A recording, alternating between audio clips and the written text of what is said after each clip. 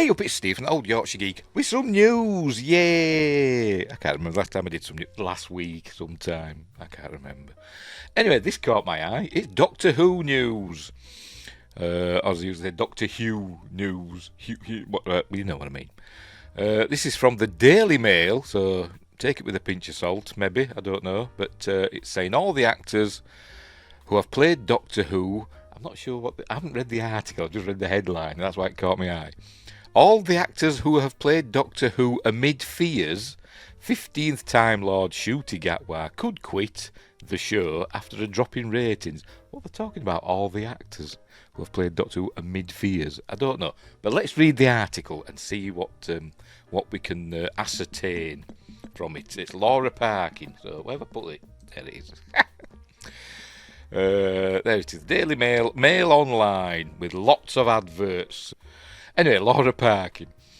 Ncuti Gatwa first appeared as the 15th Time Lord when Doctor Who returned to screens for the 2024 Christmas special. But is it the 15th? Because they don't even know themselves, do they? Because they've changed it all and messed about with it and made a balls of it, regenerations and all that nonsense. Don't get me started. I'm angry already. Anyway, and I don't like Ncuti Gatwa as the Doctor. He's a fine actor. I don't like him as the Doctor. But anyway. Right, the main character has been played by men for decades with 12 different names, from William Hartnell, the first Doctor, not Joe What's-Her-Face, I can't remember her name. Joe Partridge, that doesn't sound right. Maybe it is. To David Tennant, holding the keys to the TARDIS. No, they're not. Why aren't they mentioning a certain lady? Don't know. Maybe they will in a minute. But this year, the long-running sci-fi show has suffered a huge drop in ratings, with fans said to be fed up of the injection of woke storylines. It began mid-Peter Capaldi. Like when everything else happened, 2016-ish, round about that time, about 10 years ago, 9 years ago, whatever. It began, with the Me Too craze. Crazy things were happening, weren't there? And all that stuff. And like I said, basically the lunatics took over the asylum. That's what I'm going to say. Right, so anyway. It is now rumoured that Ncuti, 32, could be set to walk away from the BBC show after just 2 seasons. Is that his way of saying, I'm going before you fire me? Probably. It is thought that the Scottish actor has already filmed his regeneration exit scene. That caught my eye. With crews allegedly fearing that this could spell the end of the series after a whopping 62 years. Because they won't be getting Disney to bankroll them from now on, will they? Anyway. He made history. It's not the end of Doctor Who. Doctor Who, it's like Cobra Kai, never die. Doctor Who, never go. I don't know. He made history when he joined the show as the first ever black actor to take on the role. Which is not quite true, is it? Yes, the first black actor / actress to be the main character, to be, the Doctor of the series. But as I said, they've messed it up already because Joe What's-Her-Face, I can't remember. Joe Thingamabob, who was the true first Doctor, apart from that little kid that kept falling to a death or whatever. I don't know. But she was the first black actress to be the Doctor. So anyway, whatever. It's the Daily Mail, whatever. Anyway, there he is going into his in the TARDIS. And there's David Tennant, the proper Doctor, although the man himself is mental. But there we go. There's from the Christmas special, which I really enjoyed, that Christmas special. I said I don't like Ncuti Gatwa as the Doctor, and I don't, but I did actually enjoy that Christmas special. Especially the year, spoilers, the year he spent in that hotel on Earth, waiting for basically time to catch up or whatever. I really like that part. And I'd like to see what happened in that year.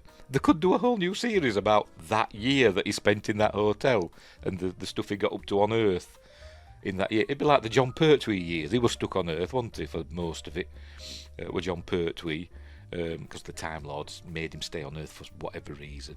And they could do a whole series about him being stuck on Earth and getting up to things. Maybe they're going to do that. I don't know. But anyway. I'm waffling again. Right, so, what we're saying now? Where are we? Here the Mail Online takes a look at all the actors, I've just read that, who have taken on the iconic role over its 60-year history. Oh, right, so they're just looking through all the actors. Why? Don't know. Let's just read it, shall we? What the heck? How long's this article going to be? Quite long, I imagine. First Doctor. Remember that? First Doctor. William Hartnell. 1963 to 1966. And he wasn't as old as he looked. I can't remember how old he was, but he was like 50 or something like that, wasn't he, ish? But yeah, he looked a lot older, didn't he? They did back then, didn't they? They'd been through a war and all that, and rationing. Everybody looked older. Anyway, whatever. I'm 25. It was the series that started it all, with veteran actor William Hartnell playing the iconic Time Lord in his first incarnation as he crashed to Earth with his granddaughter Susan. They've never really got grappled with that, have they, really? His granddaughter. Was she really his granddaughter? Did he just call her his granddaughter? I don't know. Had it been covered in... I imagine it'd be like beta canon, non-canon, whatever, books, Big Finish. I don't know.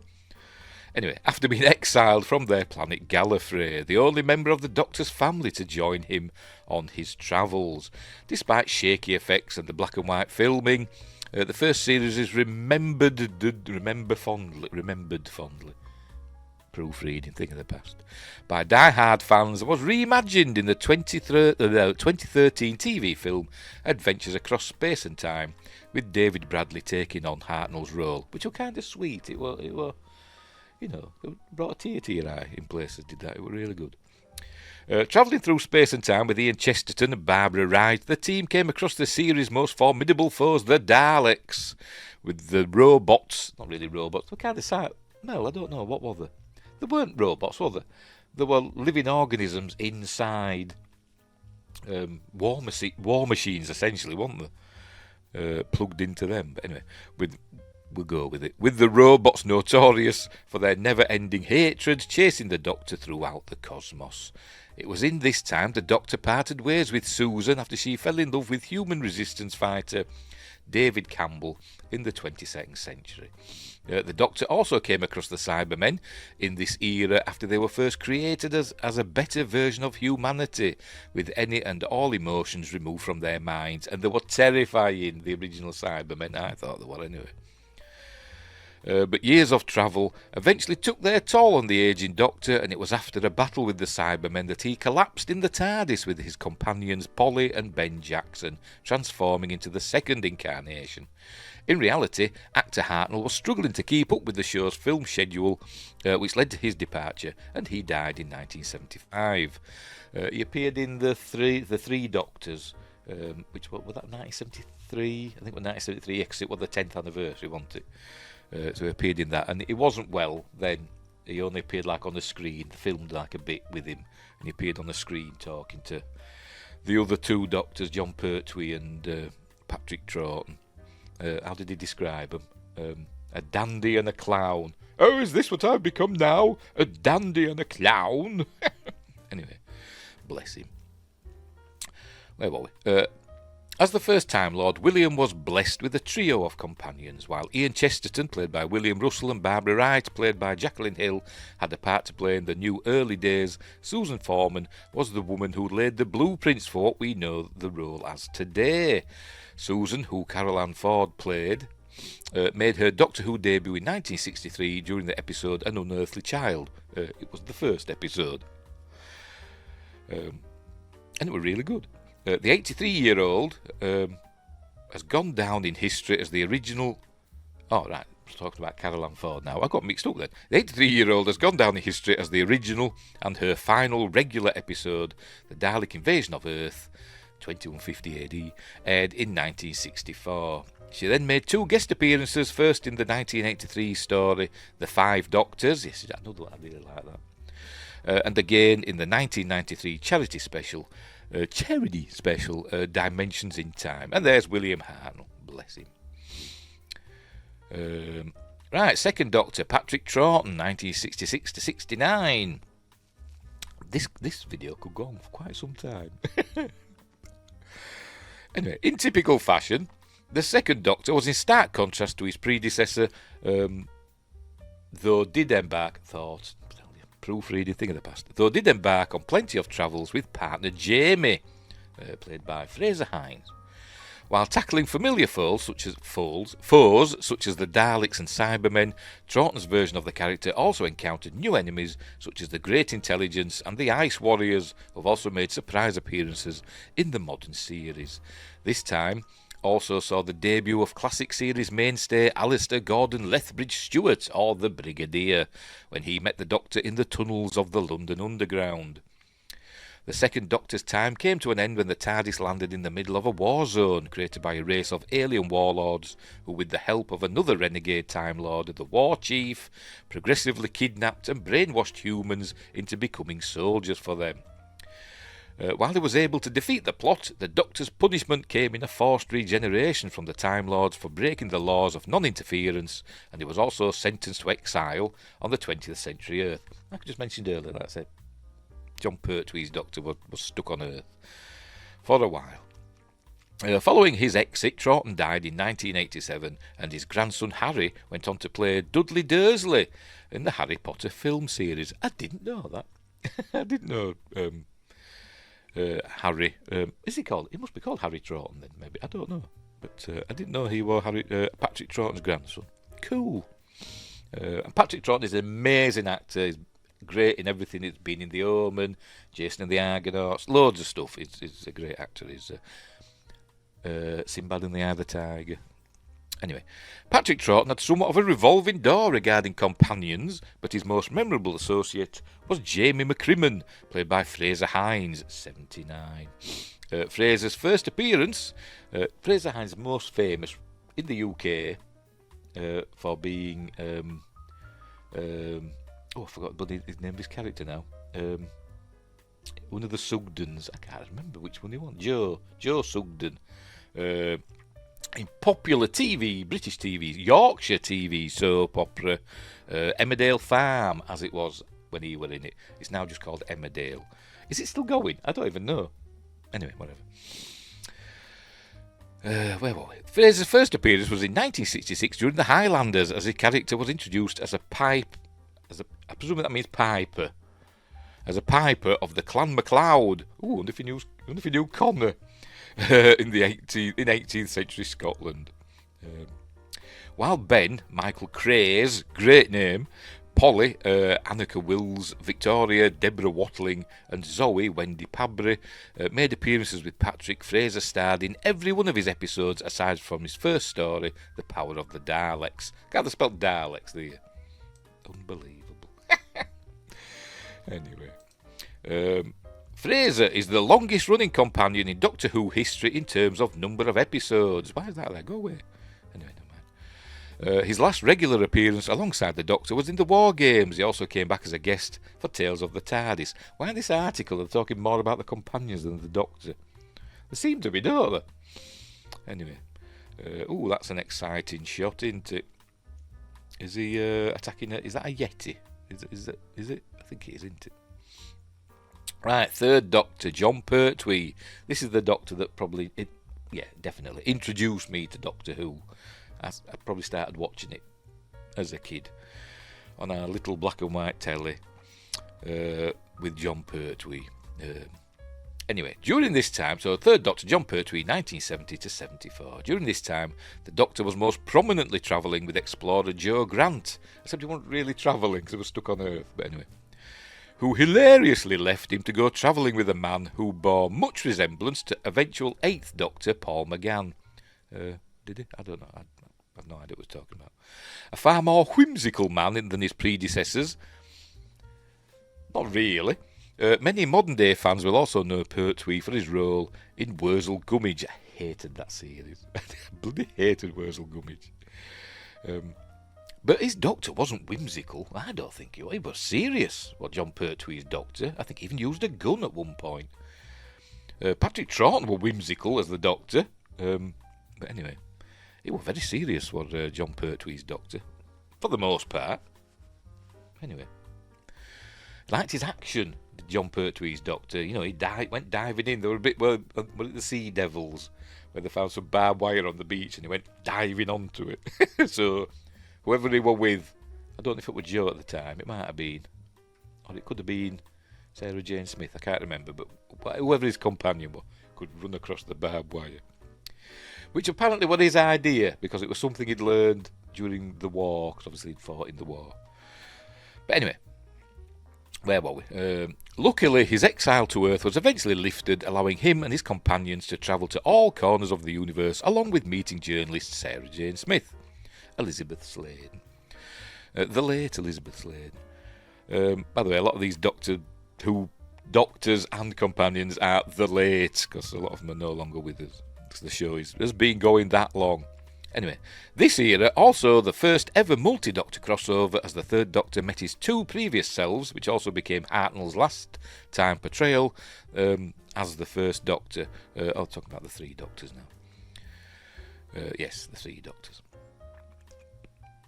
They went up against Omega, or Omega, however you want to pronounce it, who were a Time Lord. It also saw the introduction of prehistoric villains, the Silurians and the Autons, who first appeared. Who appeared in the first episode of the 2005 reboot series, like robots or whatever. I always thought the Silurians were cool. They were related to the Sea Devils, weren't they? The cousins or something. Eventually, Pertwee's Doctor regenerated following a nasty encounter with the Green Death. The actor died in 1996, with his old suited persona transforming into perhaps the classic era's most famous incarnation. On about the... I don't know what we're on about now. Liz Shaw, Caroline John, may have been Pertwee's first companion, but there is no chemistry like his and Jo Grant's Katie Manning. Katie came as the saving grace to the show's companion role. She was able to perfect the balance between intelligent and confident, but still dazzled by the Doctor's brilliance to stay inquisitive and relevant to the story. She got into trouble though, didn't she, for posing nude with a Dalek or something like that. Pardon me. She became the nation's favourite after her first appearance in the 1971 story Terror of the Autons, or as that says, Autions. As her upbeat energy when the going got tough became admirable and contagious. But it was her time to say goodbye when she decided to marry a scientist she met during the course of the Green Death. Her latest appearance was fairly recent, as she starred in as a guest in an episode of Tales of the TARDIS. And there's Jon Pertwee, about to be run over by a couple of Daleks. Not looking in the slightest bit whimsical. Anyway, and there he is again, point. And that's Jo Grant. Right, the fourth Doctor, everybody's favourite, really. If you're a proper Doctor Who fan, not these kids that just jumped on with Christopher Eccleston and all that, proper Doctor Who fan. Tom Baker, 74 to 81. With his mass of curled hair and legendary striped scarf, Tom Baker was both the longest-serving classic-era Doctor and its most iconic, with his partnership with Sarah Jane Smith cementing her as one of the most legendary companions until actress Elizabeth Sladen's death in 2011. That came out of the blue, didn't it? I think she was only 60, wasn't she? Anyway. Over 7 years of adventures, the Doctor finally came across Time Lord villain the Master, who went on to become a staple, as recognisable as the Daleks and Cybermen. The Master had been in before Tom Baker's end, because he's been played by I'm blanking. It was Anthony Ainsley, and then the one before him. I forgot who bloody played him before. But he was like the classic Master, wasn't he? Anyway, after accidentally leaving Sarah Jane Smith in Scotland, the Doctor goes travelling alone for the first time, and fans also see the Daleks creator Davros in an episode considered one of the series' best ever. Yeah, Genesis of the Daleks. Proper, top-notch sci-fi, up there with the best of Star Trek, best of anything. It is Genesis of the Daleks, amazing. Crossing paths with the time lady Romana, who regenerates into a new form, played by Lalla Ward, not Layla Ward, Lalla Ward. She originally, I'm going to try and bloody remember now. Kate. She was a hammer horror, sort of like Scream Queen. I can't bloody remember her name. Anyway. No, I'm thinking of somebody else. Never mind. Start again. Crossing paths with the time lady Romana, who regenerates into a new form, played by Lalla Ward, not Layla Ward. The young beauty enjoys plenty of travels with her new companion. With the pair, did they actually have a relationship, Tom Baker and Lalla Ward? I think they did, didn't they? Anyway, with the pair also meeting the robot dog K9, who has also made recurring appearances in the modern series, particularly in the Sarah Jane Adventures. It was also during this time that Tom Baker, and Lalla Ward also married in real life. I thought so. Though they split in 1982 after just 2 years together. After Romana and K9 choose to stay behind in E-Space, the Doctor comes across Adric and Tegan. For some reason, Adric wasn't fondly remembered, although he did martyr himself, didn't he? Spoilers. Tegan I'm going to say Tegan Knox, but that's a wrestler, isn't it? I can't remember her name. She's like a what they called him in those days, an air hostess, wasn't she? Was she Australian? I think she was, wasn't she? Anyway, and his time in the scarf-wearing body comes to an end. After he crosses paths with the Watcher, who is a manifestation of his future incarnation. Oh, wow, you see this like weird figure in tinfoil or whatever, don't you? Just lurking.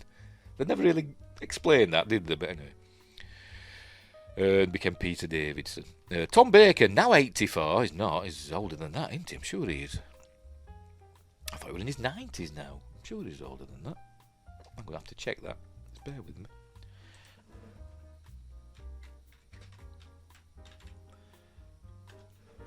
Tom Baker. He is... yes, he's 91. He's 91. Unbelievable. When was this written? Well, it must be new, because they're talking about Shooty Gatwa. So he got that wrong. Whoever wrote this, I've forgotten already. Anyway, Tom Baker, now 91, is also known to younger fans as the narrator for comedy sketch series Little Britain. Younger fans? Little Britain went out years ago, decades ago. Anyway. Sarah Jane Smith, played by Elizabeth Sladen, was an icon and is often considered to be the best companion during the classic run. She made a Doctor. She used to say that a lot, didn't she? Doctor. Sierra. That's how he used to say. So Tom Baker used to say Sarah's name. He didn't say Sarah. He used to say Sierra. For some reason, I don't know why. Just the way he pronounced it. Anyway, she made her debut in 1973 during The Time Warrior, and while she initially served as the companion to John Pertwee's third Doctor, Sarah Jane later stays with him after he regenerates into Tom Baker's fourth Doctor. Elizabeth, who died in 2011, evolved the template crafted by Joe Grant, and her brilliance led her to grow into a second main character. She even got her own show. She got like she was in a show called K9 and Friends, which was like a one-off, and it was rubbish. And then obviously she got Sarah Jane Adventures later, because she appeared as a guest, didn't she, in a David Tennant episode, the one with the school. She appeared in that, didn't she? And she was a massive hit, so they give her own series. But anyway, after her final episode as a regular in The End of Time, she was hard to replace, as a seemingly never-ending list of companions desperately tried to fill her shoes. They even tried 2 robotic dogs. Harry Sullivan, Ian Marter. I liked Harry. He was like he was a doctor, wasn't he? Worked for Unit. Anyway, I liked him. Leela, Louise, for the dads, Leela, Louise Jameson, K9 Marks 1 and 2, John Leeson, David Brearley, Roy Skelton, Romana 1, Mary Tam, that's what I'm thinking of. Well, I know the other one I'm thinking of, Kate somebody or other. I was thinking of her, but I think she played the baddie, didn't she? But anyway, I can't remember. Where were we? Romana 1, Mary Tam, Romana 2, Lalla Ward. See, she got it right that time. Adric, Matthew Waterhouse, Tegan Javanka, there we go, Janet Fielding, and Nissa, Sarah Sutton, were all seen by the fourth Doctor's side. And there's Sarah Jane with the Doctor, and I don't know who he is. Well, I do know who he is I think it is, anyway. Does it say? Doesn't say. It's Admiral from The Empire Strikes Back. It gets throttled. It's him, isn't it? I'm sure it is. Looks like him. Or it might not be. I don't know. Anyway, Fifth Doctor, Peter Davison. I've always pronounced it Davidson. I've always put a D in there for some reason, but it's not, is it? 81 to 84. For a while, Peter Davison was my favourite Doctor. I don't know why. It just what? I think it was the episode with the Cybermen, Earth Shock. For some reason, I really liked that episode, and it made me think that Peter Davison was my favourite Doctor, but Ian. Tom Baker's my favourite Doctor. And my favourite episode of Doctor Who is Terror of the Zygons, which is amazing. Right, where were we? It was during the 1980s that fan interest in Doctor Who began to dwindle, but Peter Davison's... See, I've done it again, haven't I? Peter Davison's stint in the TARDIS is still well loved. See, it's not just me. A heart-wrenching scene also saw the first major death of the series when Adric died trying to stop a space freighter from crashing into prehistoric Earth. He didn't. Stop it, that's what I'm trying to say. He didn't stop it. But anyway. Although he did save the day with his gold badge that he had. Cybermen don't like gold. That was the Earthshock episode, by the way. Once again, the era was rife with Gallifrey political conflict, and even met 3 of his previous incarnations after they were summoned to the planet by President Barusa, who was attempting to gain Rassilon's secret of immortality. That were the 5 Doctors, which were really good. Ultimately, the 5th Doctor and his last partner, Perry Brown... By the way, the 5 Doctors, they got somebody else in, I don't know, I can't remember, to play the 1st Doctor, the William Hartnell, because he'd passed away by then. And he wasn't very good. He wasn't.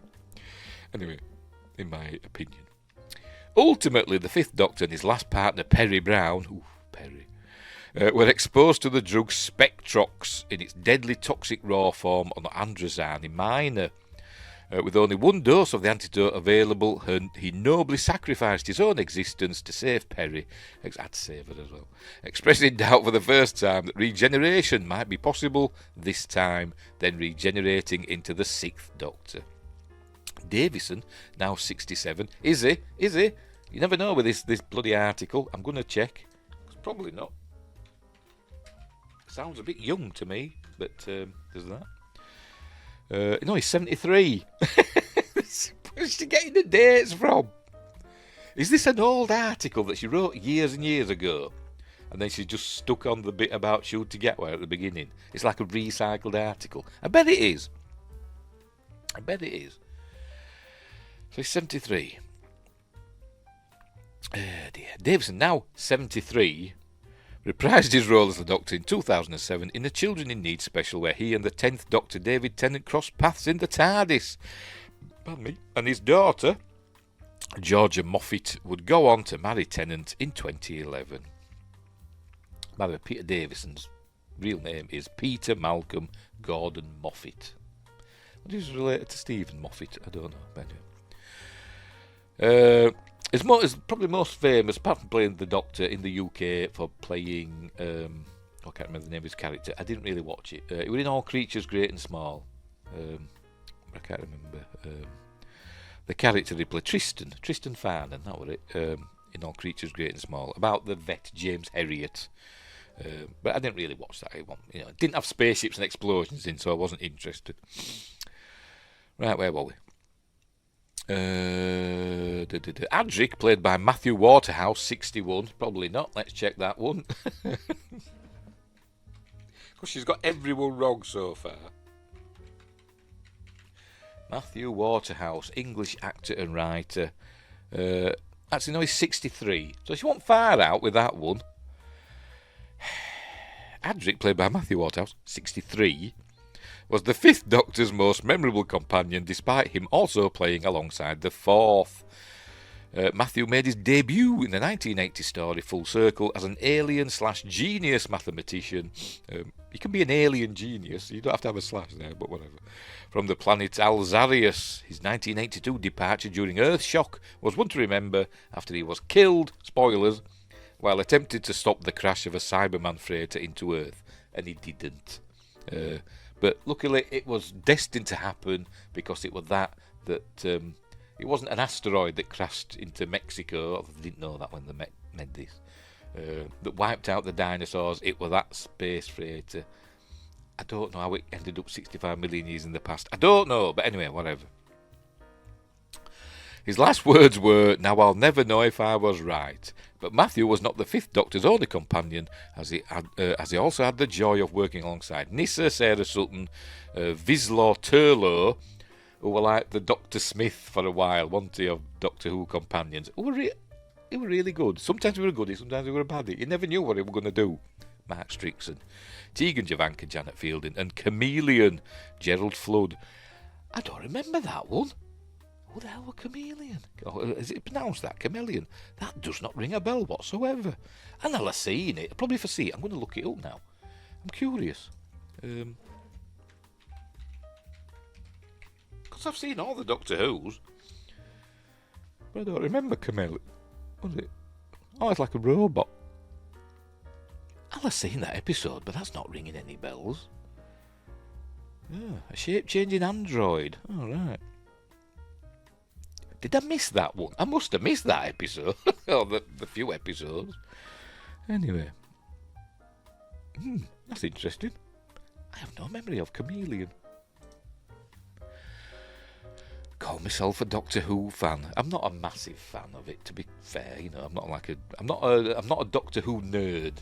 But anyway, that's got me as that one. I have no memory of that one. Because I'm old. Right, Sixth Doctor, Colin Baker, 84 to 86. Right, Colin Baker's time as I like Colin Baker as the Doctor. He had appeared in Doctor Who before as another Time Lord. He'll probably say you. But anyway, Colin Baker's time as the sharp-tongued Doctor was a turbulent period, with the actor's early dismissal as ratings plummeted, leading to a slightly awkward regeneration scene. Well, I think they did it without him; it wasn't there, something like that. I think it was during Colin Baker's time that the toyed with the idea of doing the longer episodes, because usually Doctor Who episodes were like 20 minutes ish, 20-25 minutes. I think during Colin Baker's run, they put it up to like 45 minutes or an hour or something like that. Maybe it'll tell us. Right, where were we? The unstable aftermath. It's going to be here a while here. Right? We're only up to 7. The unstable aftermath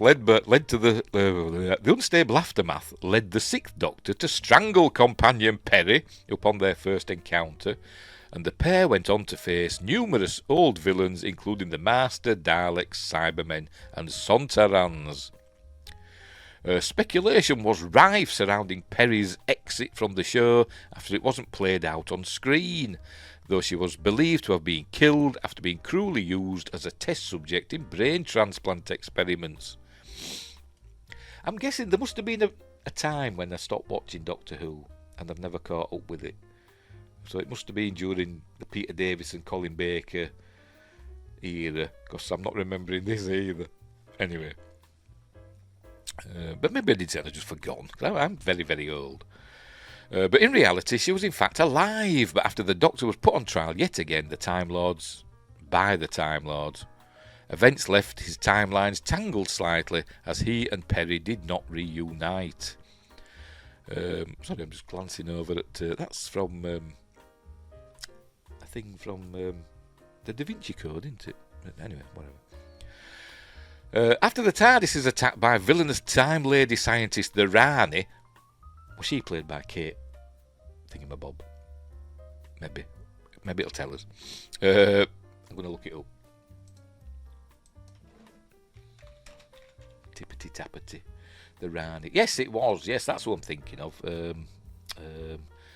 Kate O'Mara. Yes, that's what I'm thinking of. Kate O'Mara. Look her up. She was a Hammer Scream Queen.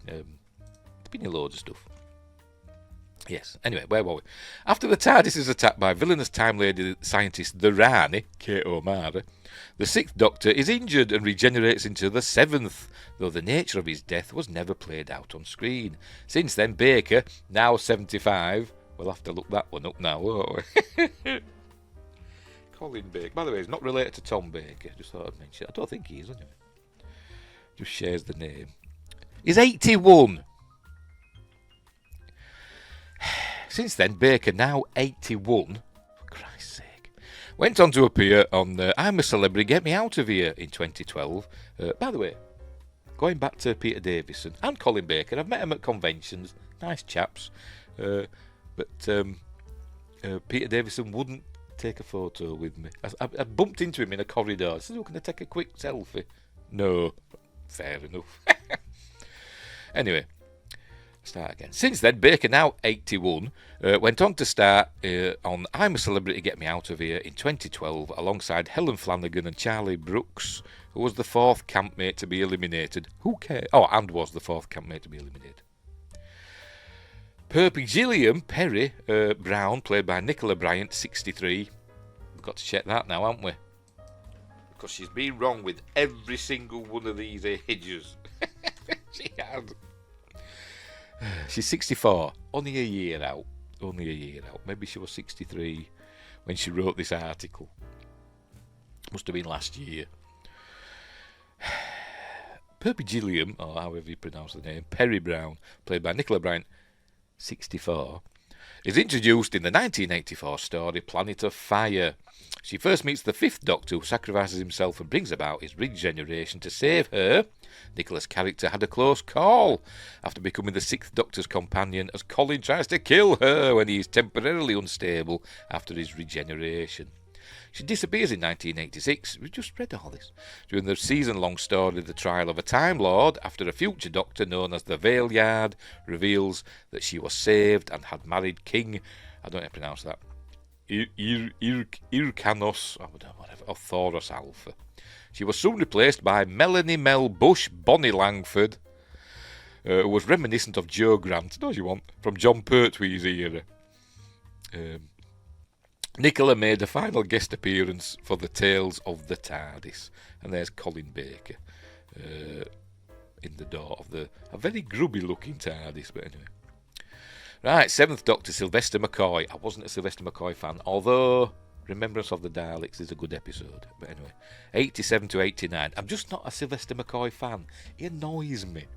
I didn't even like him when I was a kid, and he used to be in a show called Vision On. I didn't even like him then. There's something slightly creepy about him. I'm sorry, but there just is. But he's always getting his bloody spoons out at conventions. It does me head in. But anyway, maybe he's a lovely fella. I'm sure he is, but I've always found something about him. But anyway, let's not dwell. Heading into his fifth incarnation with his signature cane and punctuation printed vest, interest in Doctor Who had started to dwindle. But McCoy's era as the Doctor is well remembered, as now EastEnders star Bonnie Langford. I always think of Phoenix Nights, Peter Kay's Phoenix Nights. If you know, you know. Star Bonnie Langford took on the role of dizzy companion Mel Bush. The Doctor, still his ever whimsical self, also crossed paths with the ruthless heroine Ace, Sophie Aldred, who could be great, but also could be annoying. Taking her under, she was a typical posh kid, not a child. She wasn't a child, was she? But she was a posh teenage actress trying to be tough, and it didn't work. But anyway, although she was like a street kid. Anyway, taking her under his wing and teaching her about the universe. We are recording, aren't we? Yes, we are. That's not a bad check. Once again, the Rani, Kate O'Mara, was causing trouble for the Doctor as she attempted to thwart their plans, and eventually the show could not be saved, and McCoy's shorter than most tenure in the TARDIS came to an abrupt end when the BBC axed the show in 1989. In reality, his regeneration did not directly play out on screen, as the Doctor was shot in the middle of a gang shootout. Again, I'm guessing maybe towards the end of Doctor Who. I didn't catch all the episodes, because I don't remember this either. But anyway, I'm going to have to just start watching them, aren't I? There's too much stuff to watch. What we're streaming and shows that I do and all that. I can't catch up with stuff. Anyway. The TV movie in 1996 then saw his new face revealed as he regenerated several hours later in the hospital morgue.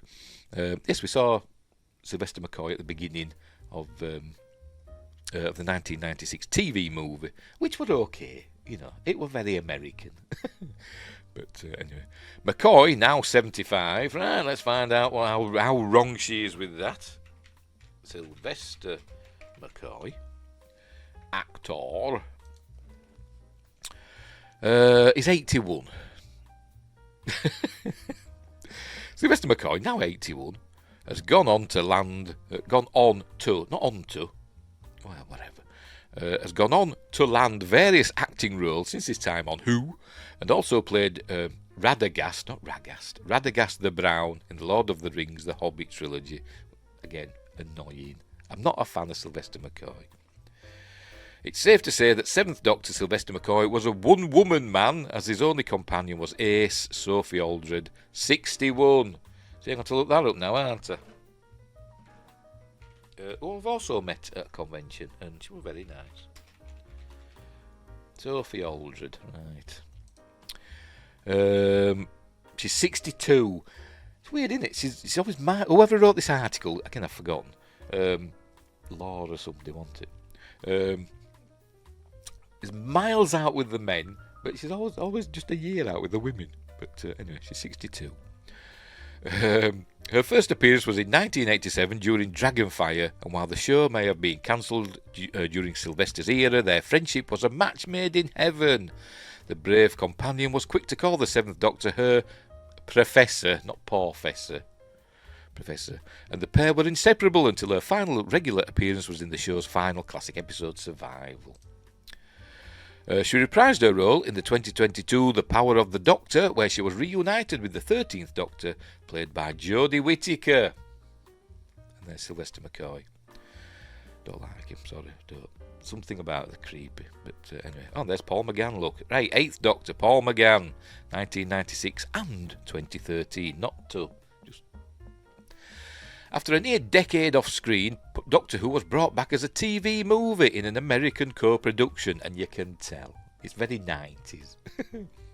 With Paul McGann, a member of the McGann acting family, taking on the leading role. This film saw the Master, played here by Eric Roberts, chewing up the scenery, trying to steal the Doctor's remaining lives by opening the Eye of Harmony in the TARDIS, which nearly destroyed the Earth. I wrote a kind of a follow-up to this. It's on my website, mercuryrapids.co.uk. If you go check in the screenplay section, I wrote like a Doctor Who script which mentions this stuff. But anyway, luckily the Doctor and I did send it to the BBC and they sent it back, and then weirdly enough, an episode appeared a few years later, penned by what's his face? I'm blanking on names today, aren't I? Wingrace knows what I'm on about. He's in trouble at the moment. That writer that's in trouble. He wrote lots of stuff. Whatever, never mind. Anyway, parts of that, the basic premise of my story kind of ended up in the Doctor Who episode. I think the Doctor's daughter, like a junkyard. It was like a junkyard planet, but I had just had a junkyard and stuff. But anyway, whatever. And the TARDIS being a person. Where were we? Neil Gaiman, that's what I'm thinking of. Luckily, the Doctor and his companion, Dr. Grace Holloway, Daphne Ashbrook, prevent the Earth's destruction, leading the Master to be sucked into the Eye. Whatever. And they also made out that the Doctor was half human in that for some weird reason. Americans, Sorry, Americans, but you tend to do stuff like that. You can't have, you've got to have even Spock had to be half human, didn't it? But yeah, I don't know why. Anyway, it was in this film that fans saw their first glimpse at what a romance between the Doctor and his companion could look like as they share a firework-lit kiss in the closing scenes, which infuriated fans at the time. Really, the Doctor's not really supposed to fall in love with his companions. It got close, didn't it, with Rose and all that, but anyway. Fans were also disappointed that McGann failed to reprise his role as the Doctor in a later series, though he did appear in a 2013 short called The Night of the Doctor, which set the plotline for the show's 50th anniversary. Is it that one where we saw him? He appeared right at the beginning and then became the War Doctor, didn't he? So like regenerated into John Hurt. Is it that one I'm thinking of? Could be. But in 2004, it was announced that Doctor Who would be returning for a brand new series with... Oh, no, that's... Yeah. A brand new series with Queer as Folk writer Russell T Davies at the helm. Dr. Grace Holloway, played by Daphne Ashbrook, 60. Let's check that one. Because she's always wrong. American actress. She's 62. Played by Daphne Ashbrook, 62, was the main companion for 8th Doctor Paul McGann. She was a San Francisco cardiologist, and she made her debut and only appearance, I think, in 1996 Doctor Who TV movie. Daphne's character was Paul's first companion, and only, I suppose. After she inadvertently initiated the regeneration of the 7th Doctor, she accidentally kills him while trying to save his life after he is gunned down. She took him to her hospital, but his alien... yes. Earlier on when it said he was gunned by a street gang, but that was at the beginning of the TV movie, wasn't it? Yeah, I remember now. She took him to her hospital, but his alien physiology hampers his recovery. During her final regular appearance in the 1996 series, she finished helping Paul in his fight against the Master. Blah, blah, blah. What they're going on about her for longer than the bloody Doctor. Some of her final words were, I finally meet the right guy, and he's from another planet. There you go. It wasn't bad. It wasn't bad with a TV movie, but as I said, it was very American. Why is the TARDIS black? Don't know.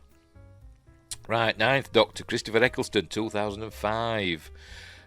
When Doctor Who finally returned to the BBC in March 2005, fans were adamant that it would fail, especially after it was revealed that pop star Billie Piper had been cast as the companion, Rose Tyler, a very modern character. She is a very modern... whatever. Who worked in a department store and lived on a council estate. What's wrong with that? One might ask.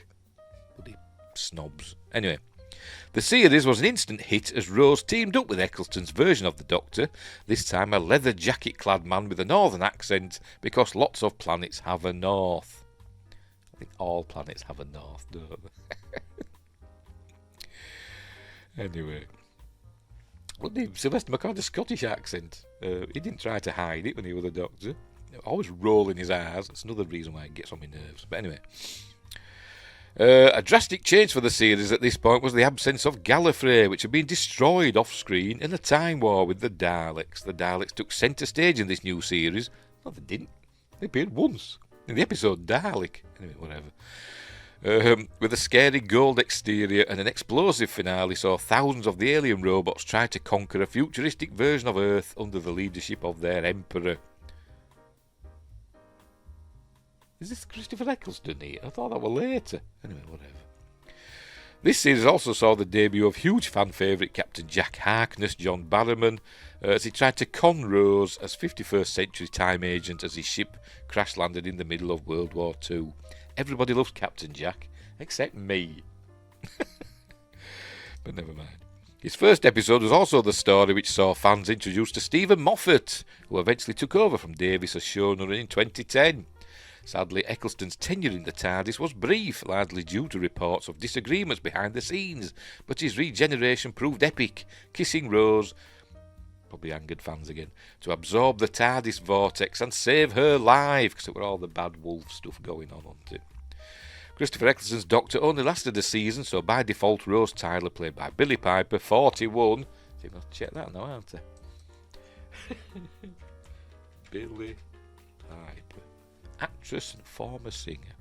How old Billie Piper? She's 42. Again, she's always a year out, isn't she, with these actresses? Is his favoured companion. Billie's character was a national favourite after starting out just as a shop girl in 2005 during the self-named episode Rose.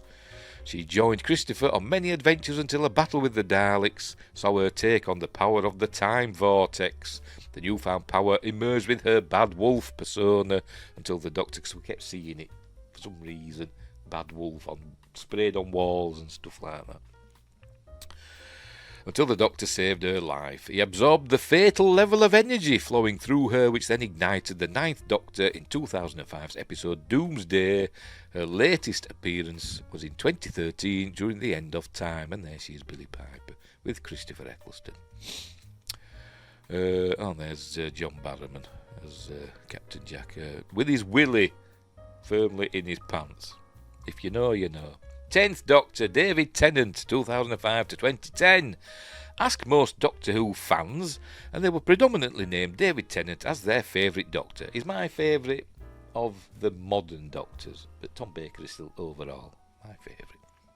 Largely due to the suit-wearing adventurer's growing feelings for Rose Tyler. The pair's heartbreaking goodbye on Bad Wolf Bay in the Series 2 episode Doomsday left many fans on the brink of tears. As Rose confessed she loved the Time Lord, but he was pulled away from the parallel world before having a chance to say it in response. It was a difficult period for the Doctor, as he struggled to move on from the woman he loved, but went on to... Stop putting on and to together, Laura, or whatever your name is. On to team up with Martha Jones, the gorgeous Freema Agyeman, for a series where the Master was reintroduced thanks to John Simm's sensationally sinister... There's a lot of S's there, wasn't there? A lot of alliteration going on there. John Simm's sensationally sinister performance. But it was Donna Noble who returned to show after a guest appearance in the 2006 Christmas special that sent the show sky high in terms of TV ratings and general fan appeal. Catherine Tate's performance... It's going to say how old Catherine Tate is. No, she isn't. Catherine Tate... who is amazing. I love Catherine Tate. Catherine Tate's performance was lauded thanks to her hilarious banter with the Doctor, or Spaceman as she liked to call him, culminating in the 2008 finale, which saw many of tens. I think that's what it's supposed to say, isn't it? Bloody hell. It's like I've written this. Many of Ten's former companions returned to fight the Daleks and Davros. The episode came to a sad end when the Doctor parted ways with all of his companions, including Rose, who found happiness with a human Time Lord hybrid version of Ten, as in the 10th Doctor, setting the stage for Tennant's 10... I just realised that. It's just a weird coincidence. Departure the following year. His exit also saw Russell T Davies step down as showrunner, and after a series of specials in 2009, the two-part festive special The End of Time brought Ten's time in the TARDIS to a close. Not only did the Master return, but so did the Time Lords, with Timothy Dalton, James Bond himself, playing the role of Lord President Rassilon. Ten's closing scenes saw the fan favourite alone in the TARDIS saying, "I don't want to go," before bursting into regeneration, with viewers of more than 11 million struggling to hold back their tears. They can only dream of those ratings these days. Many will argue that Billie Piper was David Tennant's most memorable companion, but according to the ratings, episodes starring Donna Noble, played by Catherine Tate, played by Catherine Tate, 53. Right, let's check that. I bet she's 54. Bet she is. No, she's 55. So she was 2 years out with Catherine Tate. Anyway, never mind. With Catherine, played by Catherine Tate, 55, rocketed their viewing ratings. Catherine's first appearance in the final episode of Doomsday in 2000 in the final episode of Doomsday in 2006. She solidified her place as the 10th Doctor's loudmouth companion in the Christmas special Runaway Bride later that year. But she soon waved her goodbyes at the end of the season, as she knew David was still grieving Billie's character, a decision she soon regretted. I think this must have been written before she appeared in the Christmas special a couple of years ago, didn't she? Not last Christmas. No, yeah, but last Christmas, wasn't it? Was it? Or was it the year before? I can't believe it. No, it wasn't last Christmas before, wasn't it? Anyway. She was reunited with the Doctor in 2008 and became his full-time companion and best friend. Catherine's final appearance was during the 2010 story The End of Time, where she had a memory erased or whatever. But, yeah, but then it don't tell you. So I'm reckoning this article was written a while ago. Don't mention her coming back, with David Tennant You mentioned David Tennant coming back. Unless it does underneath these pictures, we will find out now, won't we? There's David Tennant and Billy Piper again. More Billy Piper. Oh, that's on Bad Wolf Bay, isn't it? And there's with. Oh, this is a picture from the Christmas specials. The three, weren't they? Which I generally thought were okay, but they weren't perfect, you know.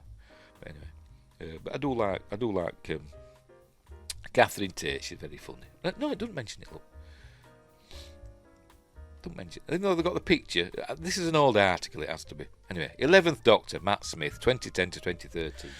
Cast as the youngest ever Doctor at 27, fans were adamant that Matt Smith would fail to fill the large shoes left behind by David Tennant. But within 10 minutes of the raggedy Doctor tucking into fish fingers and custard with a young Amelia Pond, all those fears were soon gone as 11's sprightly nature and signature bow tie won over fans in a heartbeat. It were more like the Doctor than David Tennant, in my opinion. It was really good for Matt Smith. It's Matt Smith's performance as the Doctor that makes me think that... I forgot his name. Him that plays Newt Scamander in the Harry Potter spin-off, the Fantastic Beasts films. He'd have been a really good Doctor in the style of like Matt Smith. I'll have to put it there. Anyway, the series' ongoing mystery surrounding River Song's true identity left fans confused at times as her timeline and the Doctor's travelled in opposite directions, but it paid off in spades as she was revealed to actually be Amy and her husband Rory Williams' baby daughter, all grown up. In a twist on the show's prior romantic plotlines, 11 and River married to save the universe from a time loop and the dreaded silence. A welcome new alien, as fans complained of the Daleks' endless resurrections. It should be Daleks, the apostrophe should come after the S. Taking over as series showrunner, Stephen Moffat, is it with a V or a PH? Make up your mind, love. Brought back several aliens, I think it's with a PH, that made fleeting appearances. Brought back several aliens that made fleeting appearances during Tennant's tenure, including the Weeping Angels, which played a vital role in the tear-jerking scenes that saw Amy and Rory torn away from their time-travelling adventures forever. After River Song's identity was revealed, a new mystery slowly unfurled involving the Doctor's newest companion, Clara Oswald, played by now Victoria star Jenna Coleman. Although that was a while ago now, wasn't it? As I said, I think this is an old article that she's dusted off.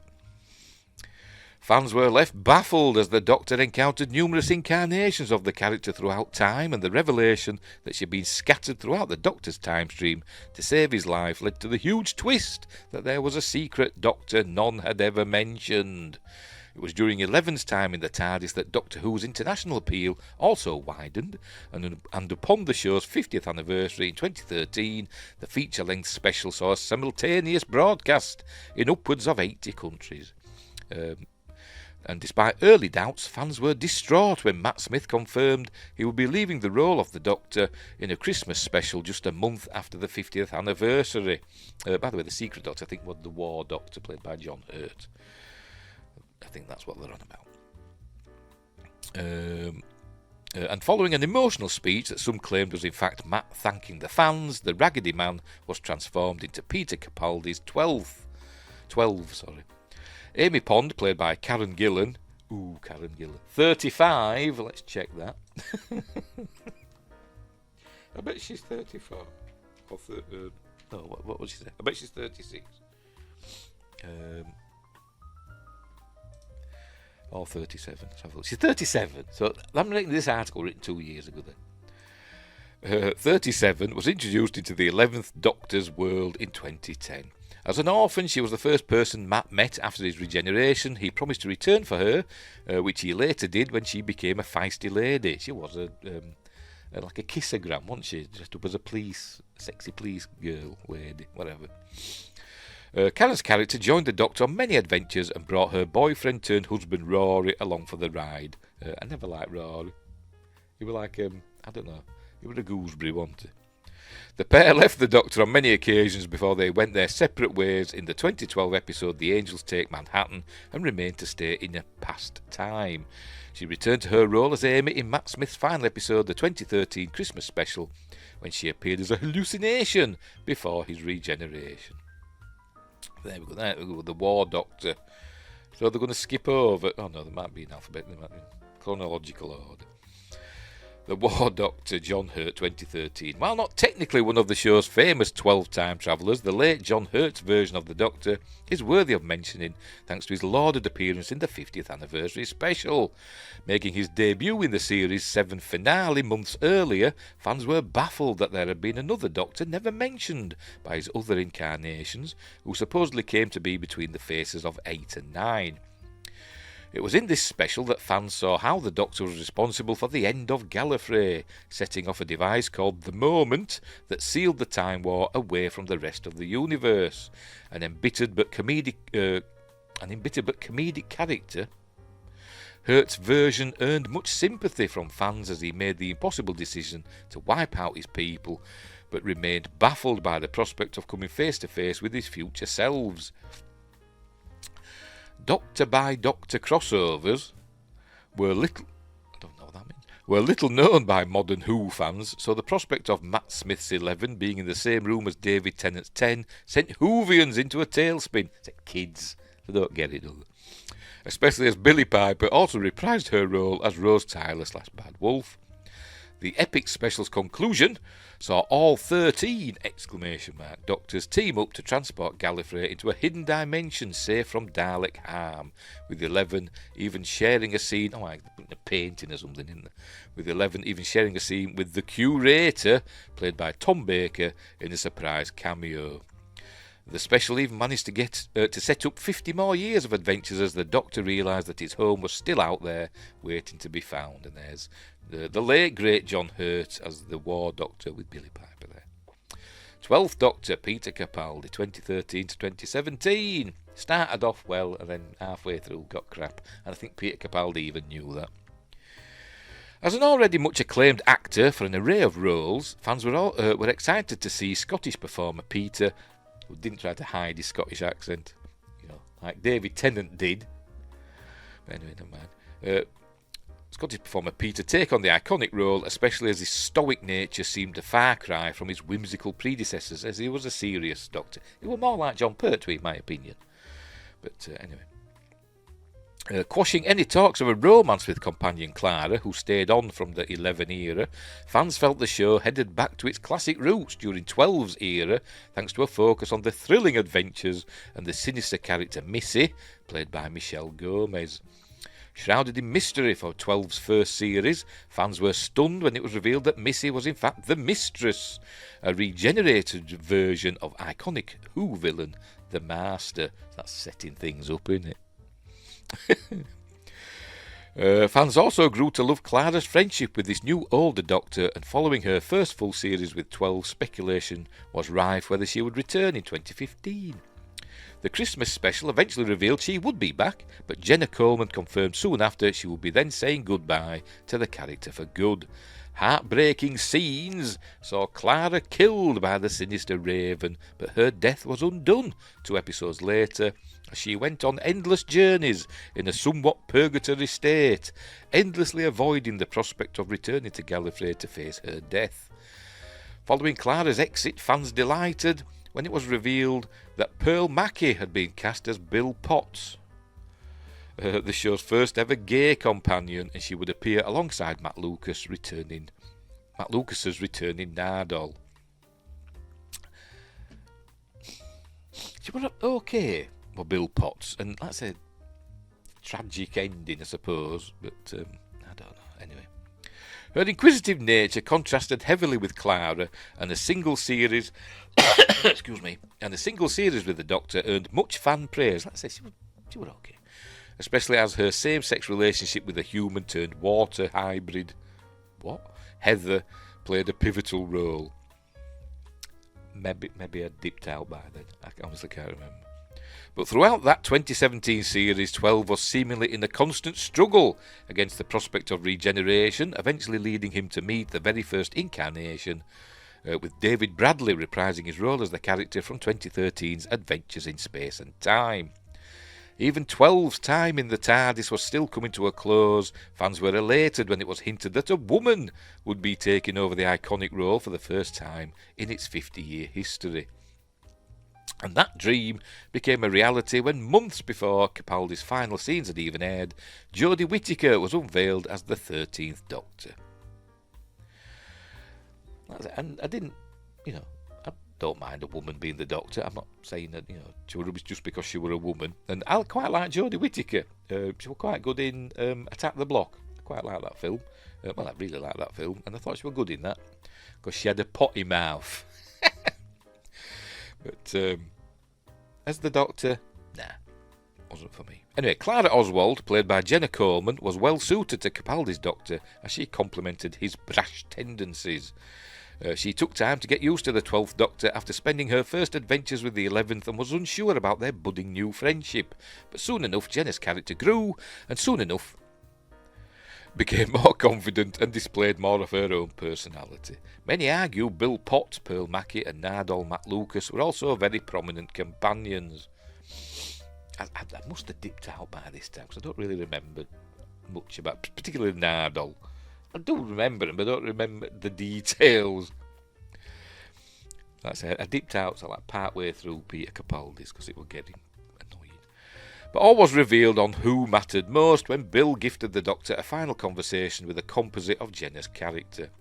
Jenna's first appearance was in the 2012 story Asylum of the Daleks as Oswin Oswald, but she turned into a Dalek. Spell that. She then made her second appearance, but as a second iteration of the character Clara in The Snowmen in 2012. She said goodbye to her adventures in the 2015 season finale Hellbent, when the Doctor's memories of her are wiped away. Jenna reprises her role as a guest in the 12th Doctor's final episode, the 2017 Christmas special. Twice Upon a Time, and there's Peter Capaldi. And there's Peter Capaldi. That's her from Game of Thrones, isn't it? That's my name, I can't remember. There's the lovely Jenna, what's her face? Clara. She was in Captain America, the First Avenger, very briefly. But anyway, 13th Doctor, Jodie Whittaker, 2017 to 5 years. But like I said, they're more spaced out with the series. I don't mean spaced out, I mean spaced out over time. Well, they seem to be anyway. Jodie Whittaker took on the then controversial role of the first ever female Doctor. The actress, 41, right, let's check that, I bet she's 43. I'm looking for Jodie Whittaker. Whittaker, actress. Remember when we used to have actresses? Yeah, she's 42. The actress, 42, as because you can call them actresses, you don't have to call them actors. Call them actresses. Have your own term, love. Ladies. The actress, 42, has portrayed the eponymous Time Lord on screen for 4 years. Or had. Yeah, this was obviously written before she wasn't in it anymore. And bowed out. Oh, maybe not. Of the... whatever. As I said, she's written this and she's tweaked it, hasn't she? That had portrayed the eponymous Time Lord on screen for 4 years and bowed out of the sci-fi series in her last episode in October 2022. So 3 years ago already. It is nothing short of an understatement to say that fans eagerly awaited Whittaker's debut as 3 new companions joined her for 10 episodes of new faces, new worlds and new adventures. This is the Chris Chibnall era, by the way. Stephen Moffat had gone. Chris Chibnall were in. Changing everything. The series was expected to be an instant hit as she brought the show up to speed with modern times. For a modern audience. No such thing. But the highly anticipated episodes were highly criticised throughout, yeah, because it was catering, like all genre stuff these days, it caters to the smallest demographic in the universe. And obviously that alienates, forgive the pun, the huge majority of the audience, and they don't want to see it. It has been said that her tenure struggled. I mean, yeah, include that, the smallest demographic, or the smaller. Write stories, that highlight the problems of, or the way other people live, or the struggles other people have. but don't make it all about that, which is what they tend to do these days. Probably getting myself into trouble there now, but anyway, whatever. That's what I'm trying to say. I'm making myself sound like an idiot, obviously. But anyway. Right, it has been said that her tenure struggled to live up to the hype, and her potential as the show's script was criticised by many times over the years. But her close relationship with her companion Yaz helped keep. By the way, I didn't watch. That's it. I dipped out midway through Peter Capaldi. I think I saw her first episode of Jodie Whittaker. Maybe the second one as well. The second one with the spiders, weren't the spiders in the UK, or something like that. And then after that, I thought, oh, that's rubbish. I dipped out after that. But anyway, but her close relationship with her companion Yaz helped keep viewers glued to the screens as the pair were shipped together early on, as many suspected a budding romance. One of her most loved episodes, Fugitive of the Jadoon. They're those like rhino people, aren't they? They're like police rhinos, aren't they? Was jam-packed with action after the Jadoon platoon descended upon Gloucester. Doesn't sound right, put it on paper. Anyway, the Doctor, who managed to bypass the force field, by the way, I'm the Doctor. I've had an upgrade. God. The Doctor, who managed to bypass the force field around the city, ended up surrounded by the Jadoon in the cathedral, which saw Ruth in all her glory ripping off their commander's horn. So I didn't see that one, so I had no idea what they're on about. Ruth then revealed her true identity as a version of the Doctor, but neither remembered the other. Oh, is it Joe Partridge? I can't bloody remember. I'll have to look that up. No, it ain't. What did they call her?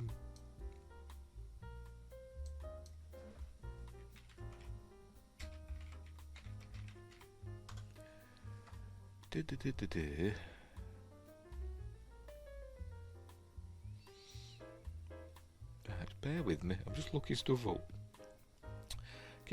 Type in the First Doctor. That's what I'm trying to. Because they've said the First Doctor was this Joe What's Her Face, but you type in First Doctor, it says William Hartnell, which is true. He was the First Doctor.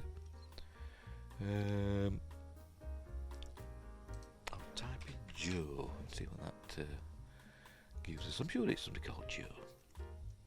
Joe Martin. Where did they get Joe Partridge from? Who the hell is Joe? A guitarist, apparently. Joe Martin. Everybody's been screaming at me. Down the screen while I've been talking about Joe bloody Partridge. Joe Martin. The Fugitive Doctor. She was supposed to be the first ever, wasn't she? But anyway. But then Ruth revealed her true identity, a version of the Doctor, but neither remembered the other. Despite the ups and downs surrounding Jodie's character, her exit was likened to the legendary send-off for David Tennant, because she became David Tennant again. The iconic female Time Lord found peace in regeneration as she spent her last moments atop the TARDIS, with Yaz looking over Earth with a warming smile during the final scene of The Power of the Doctor. This is going on, is it? While the end of her iconic role may have been a hard reality, the TV star has said previously that she left the coveted role because she feels it needs new energy. It just needs new, basically. Well, not really new energy, it just needs redoing. Yasmin Yaz Khan, played by Mandip Gill, 35. Let's check that, I bet she's 36.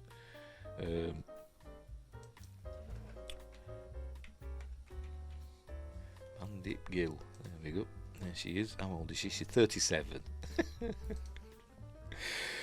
Mandip Gill, 37, was introduced in the 2018 premiere The Woman Who Fell to Earth. She was the companion to the show's first ever female Dr. Jodie Whittaker, for whom she later developed romantic feelings. Travelling through time with the Doctor, her school friend Ryan Sinclair and his grandfather Graham O'Brien, she explored her family history and its connection to the partition of India. Oh, that was a terrible episode.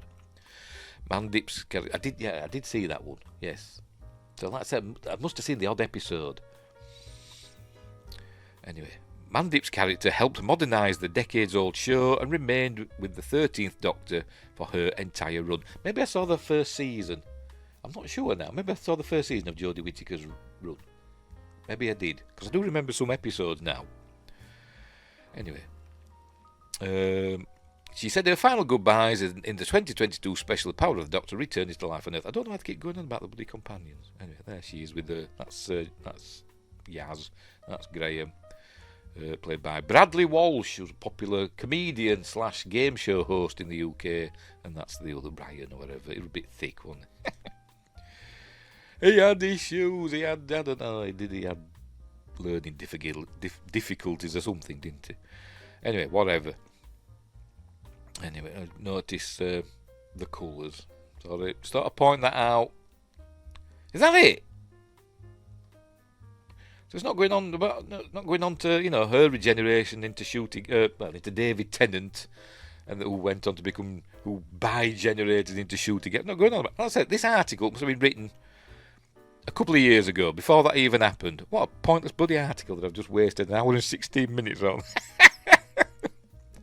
Oh dear. Anyway, the upshot of it is maybe Shooty Gat was leaving before he gets fired. Who knows? Oh, for Christ's sake. But anyway, whatever. Tom Baker's the best Doctor. Hands down. David Tennant, despite becoming a complete idiot, in kind of Mark Hamill fashion, is the best of the new Doctors. But Tom Baker's still the best one. And if Shooty Gat was leaving, fine. I used to hope I think they should take Doctor Who off air again, and let it sit for a while, and then bring a new Doctor back, and basically reset it and go back to how it used to be, and stop. As with all genre stuff these days, stuff does seem to be resetting now. Go back to proper storytelling and not lecturing and not telling us how horrible we all are for having opinions about certain things. Anyway, right, so there we go. That was a waste of an hour, wasn't it? I just thought I'd share it with you. Whatever. This has gone from being a news story, which I thought it was going to be. I thought it was going to be a news story about Shooty Gatwa, into basically a list video about the Doctors. Doctor Who. So there we go.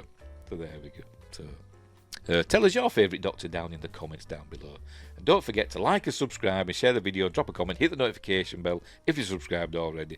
Explore the description for various links for merch and my books and Patreon and websites, blah blah blah, all that stuff. Right, and become a member of the channel or drop me a super thanks and all that kind of stuff. It helps keep the lights on, as they say. Right, so we'll leave it there. So, thanks for watching, and wherever you are, look after each other, and until next time, I'll say there.